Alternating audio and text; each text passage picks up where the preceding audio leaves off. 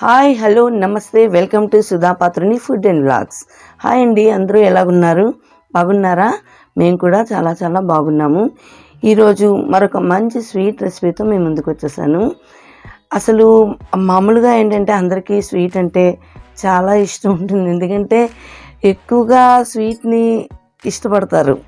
దాన్ని బట్టి ఏంటంటే మనం అప్పటికప్పుడు ఇంట్లోని క్విక్గా తయారు చేసుకునే రెసిపీస్ ఏమైనా ఉన్నాయంటే అవి బర్ఫీలే. బర్ఫీ అంటే అందరికీ ఇష్టమే.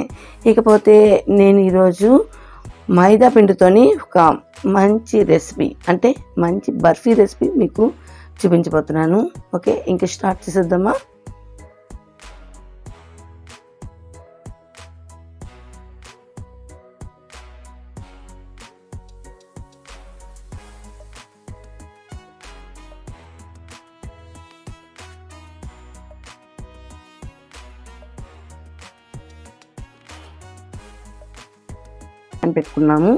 పెట్టుకొని ఇప్పుడు దీంట్లోని 1/4 కప్పు నెయ్యిని వేసుకున్నాను.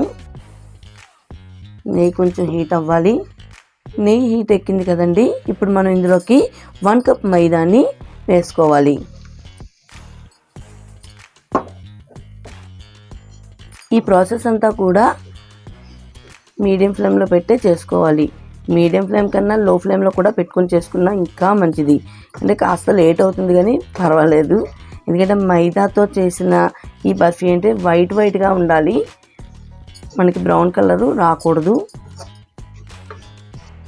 ఈ విధంగా నెమ్మదిగా దీన్ని వేయించుకోవాలి.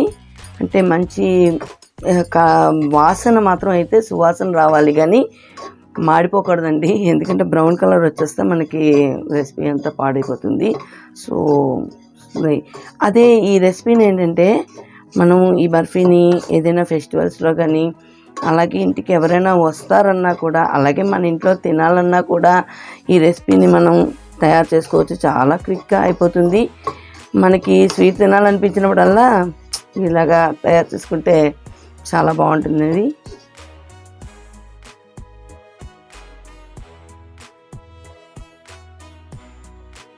చూసారు కదా, ఇగో ఈ విధంగా మంచి సువాసన వచ్చే వరకు వేయించుకుంటే చాలు. ఇదంతా కూడా మాత్రం లో ఫ్లేమ్లో పెట్టే చేసుకుంటే మరీ మంచిది, బాగుంటుంది, వైట్గా ఉంటుంది. సో ఇక్కడైతే ఇది అయిపోవచ్చింది. మరొక 2 minutes అయితే మనకి ఇది అయిపోతుంది. ఇవ్వండి, అయిపోయింది. ఈ కలరు వచ్చి బాగా ఉంటే చాలు, ఎక్కువగా మరి ఇంకా ఫ్రై చేసుకున్న అవసరం లేదు.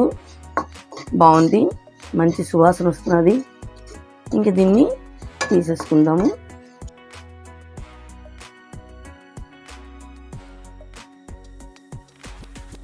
ఇప్పుడు స్టవ్ మీద ప్యాన్ పెట్టుకున్నాం కదా, ఇప్పుడు ఇందులోకి 1 కప్పు షుగర్ని యాడ్ చేసుకుంటున్నాను. అలాగే ఇందులోకి 1/2 కప్పు వాటర్ని యాడ్ చేసుకోవాలి.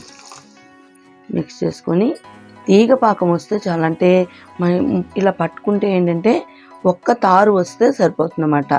ఒక్క తీగ వస్తే చాలు. అంతకన్నా ఎక్కువగా చేసుకుంటే మాత్రం బర్ఫీ నుంచి బాగా రాదు.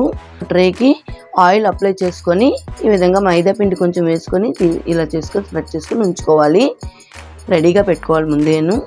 పిండి ఈ విధంగా ఇలా తారు వస్తే సరిపోతుంది. ఎక్కువగా పాకం మాత్రం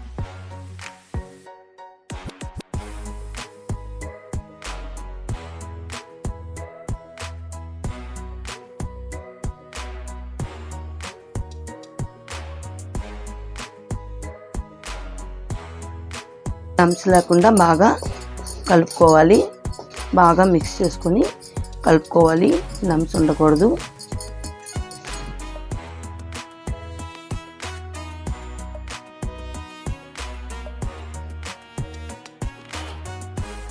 ఇప్పుడు ఇందులోకి ఒక 2 టేబుల్ స్పూన్స్ మిల్క్ పౌడర్ని కూడా యాడ్ చేసుకుంటున్నాను. మిల్క్ పౌడర్ వేయడం వల్ల మంచి మావా టేస్ట్ వచ్చి మన బర్ఫీ చాలా బాగుంటుందండి, సూపర్ టేస్టీగా ఉంటుంది. ఇప్పుడు 1 table spoon vanilla flavour custard పౌడర్ని కూడా వేసుకుంటున్నాను, చాలా బాగుంటుంది.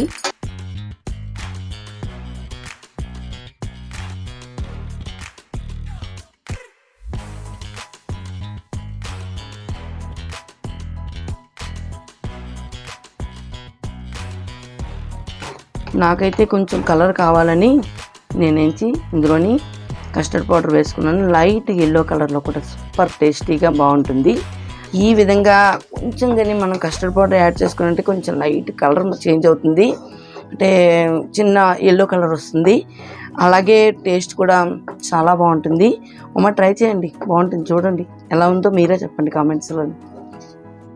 కాబట్టి ఈ విధంగా సపరేట్ చేసుకోవాలి. ఇది పూర్తిగా ప్యాన్కి సపరేట్ అయిపోతున్నది కదా, ఈ విధంగా మనకి కన్సిస్టెన్సీ వస్తే సరిపోతుంది. చూసారు కదా, అయిపోయింది. మన బర్ఫీకి అయితే రెడీ అయిపోయింది. ఇంకా మనం దీన్ని ట్రాన్స్ఫర్ చేసేసుకుందాము. ఇప్పుడు ఆయిల్ రాసి పెట్టుకున్నాం కదా, ఇందులోకి ఏంటంటే మనం దీన్ని ట్రాన్స్ఫర్ చేసేసుకోవాలి.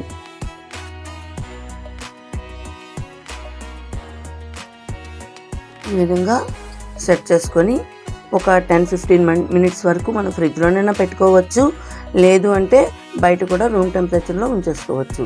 అలాగా ఒక 15 మినిట్స్ 20 మినిట్స్ వరకు వదిలేయాలి. బర్ఫీ అయితే రెడీ అయిపోయింది. ఇప్పుడు మీకు ఇష్టమైన షేప్లోని దీన్ని కట్ చేసేసుకోవచ్చు. చూసారు కదా ఎంత బాగా రెడీ అయిందో.